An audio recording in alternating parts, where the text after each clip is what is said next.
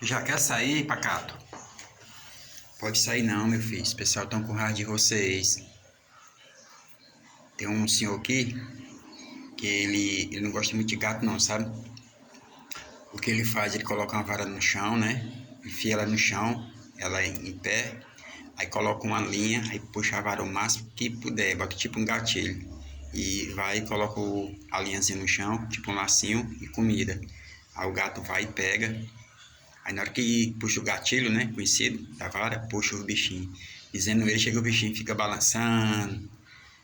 Rapaz, vou te contar, tem gente mal no mundo, viu? Mas se eu te dizer uma coisa, o cara pegou uma depressão, meu irmão. Só você vendo. O homem não quer mais nem sair de casa, pra você ver, né? Quem faz o mal, cai sempre no buraco, não tem pra onde correr, viu?